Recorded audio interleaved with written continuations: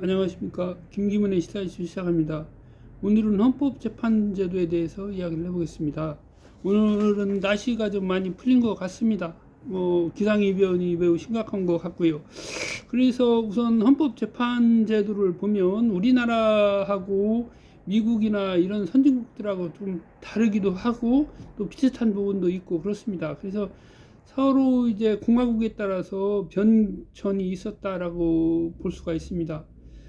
최초에는 헌법재판 제도를 헌법위원회에서 하다가 헌법재판소로 가고 아니면 대법원에서 하고 이런 식으로 계속 변경이 됐습니다. 그래서 현행 헌법에서는 헌법재판소가 도입이 됐고요. 이 헌법재판소는 맨 처음에 도입된 거는 우리나라에서는 1963년에 헌법 개정 당시에 도입이 됐습니다. 그래서 1963년도 헌법 개정 당시는 말 그대로 박정희 당시 그 육군 소장이 군사 쿠데타를 일으켜서 군정을 도입하고 나서 민정이양을 하고서 민정이양을 하는 과정에서 이제 도입이 된 그런 제도고, 그 이후의 헌법하고 현행 헌법하고가 가장 좀 어느 정도 민주적이고 제도가 완비됐다 그렇게 판단하는 분들이 있습니다. 아무튼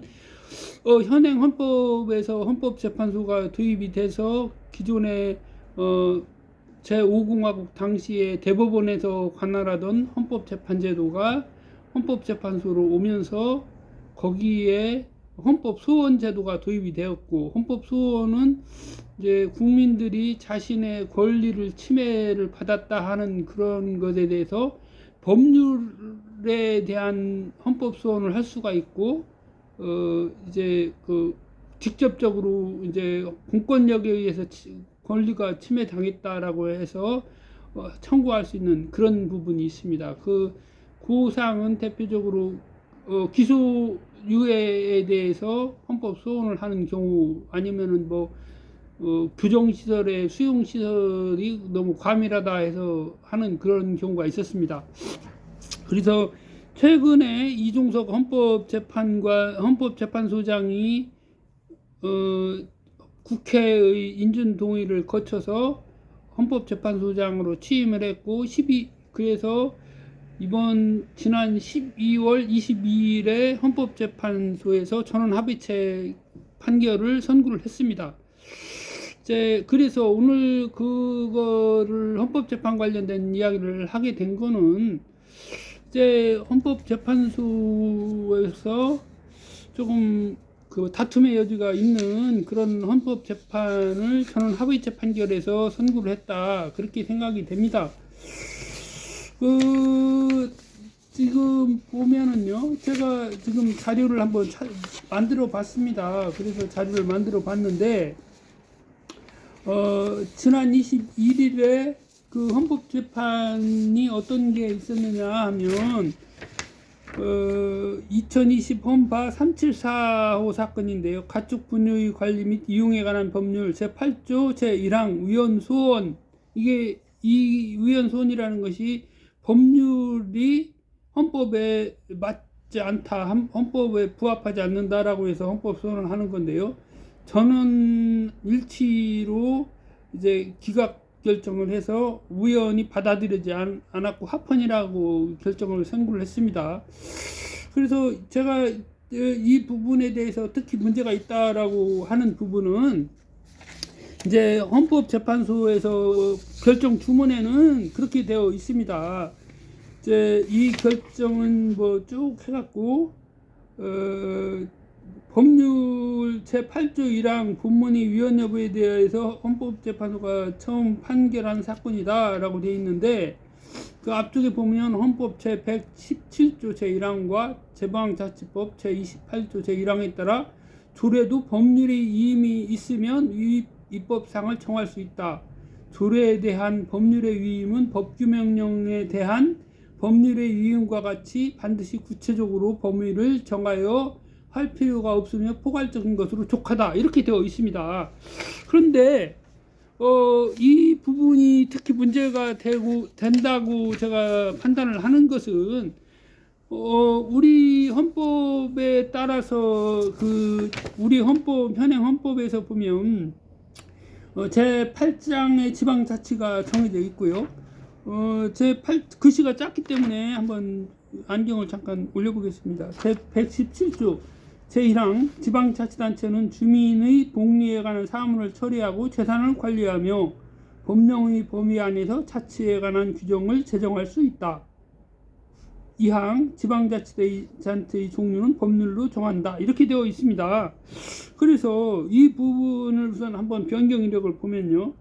제1호 헌법에서 지방자치에 관한 사항이 제96조에 도입이 되었다가 이제 약간의 착구 수정을 거쳐서 제3공화국에서는 지방자치단체는 주민이 복리에 관한 사무를 처리하고 이렇게 해서 지금 현행과 같은 그런 내용으로 바뀌었습니다. 그 결과적으로는 이렇게 바뀐 것이 제3공화국 헌법인데요.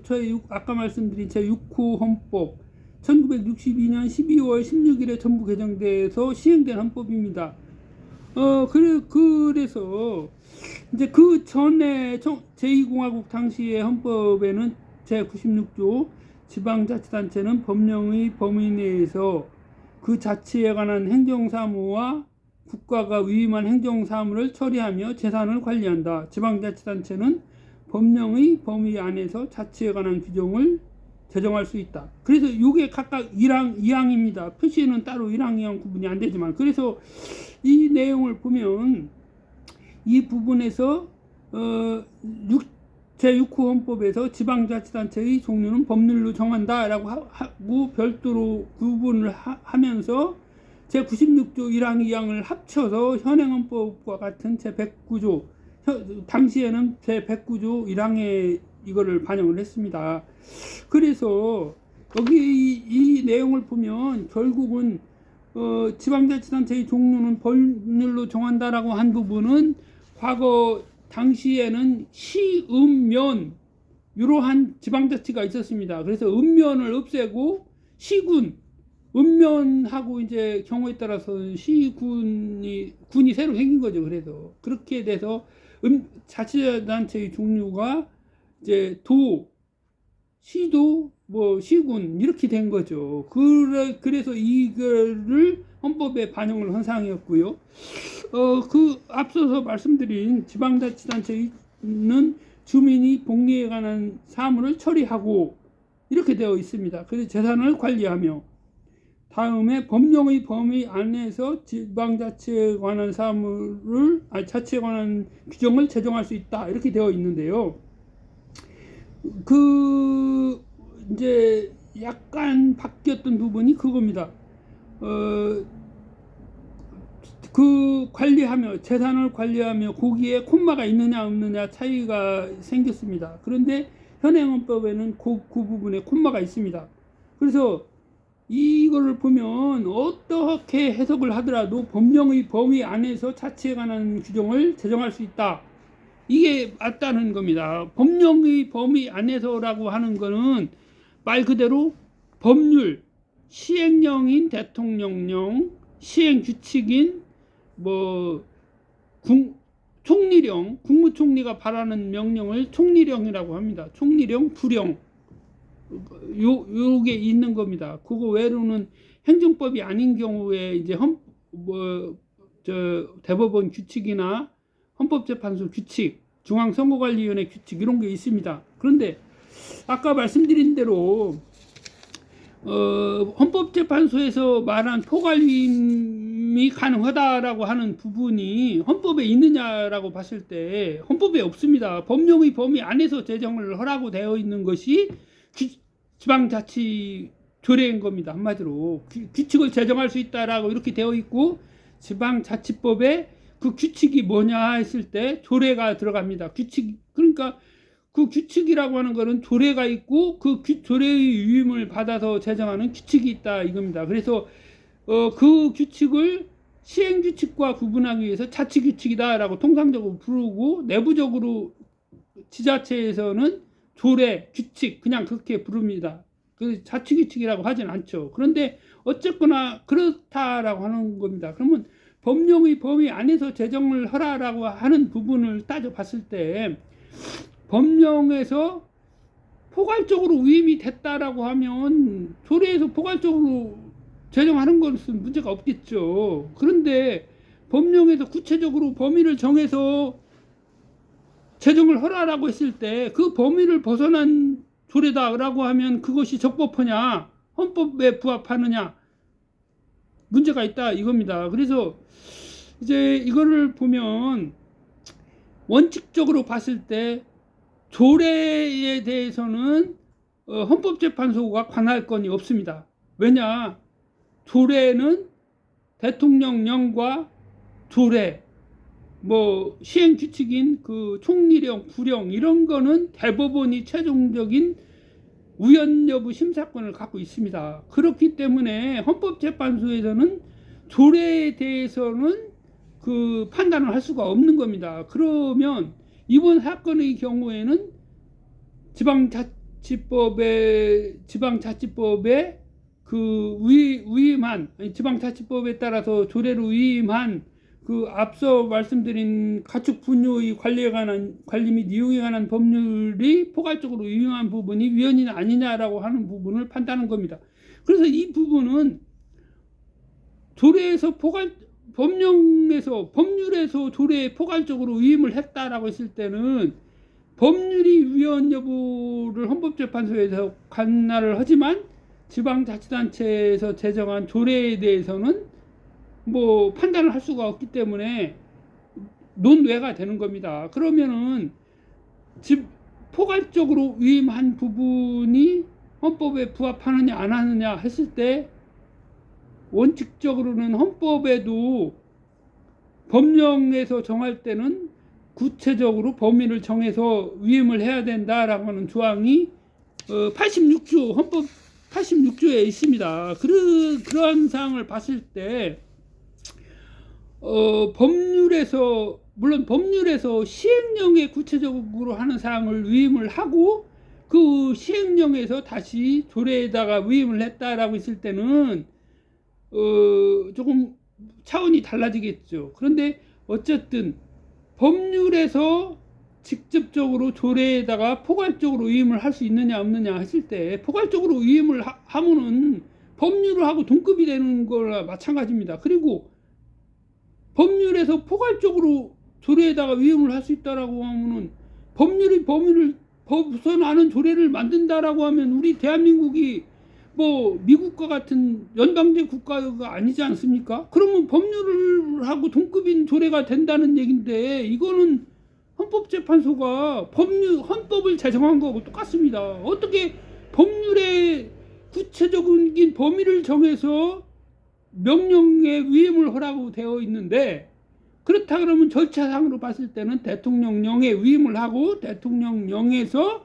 다시 조례에 위임하는 그러한 것이 맞습니다. 다만 지방자치단체의 고유사무라고 불릴 수 있는 부분들이 있습니다.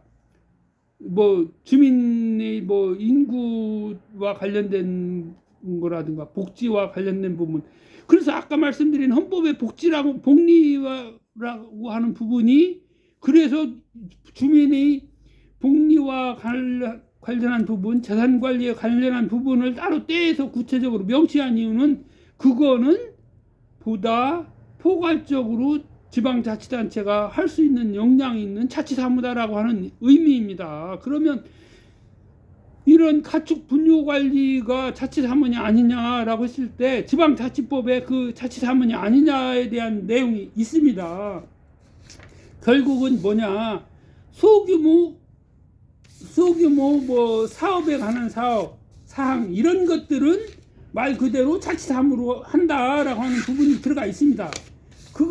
그 내용을 본다고 하면은 지금과 같은 여기 보면은요, 그 내용은 제가 빼오진 않았습니다만, 그 내용에 따르면 여기 있는데요. 지방자치법 제13조 지방자치단체의 사무범위 있습니다. 여기에서 제1항 지방자치단체는 관할구역의 자치사무와 법령에 따라 지방자치단체에 속하는 사무를 처리한다. 이게 지방자치사무입니다. 그래서 2항 제1항에 따른 자치사무의 지방자치사무의 사무를 예시하면 다음 각과 같다. 다만 법률에 이와 다른 규정이 있으면 그러하지 아니하다.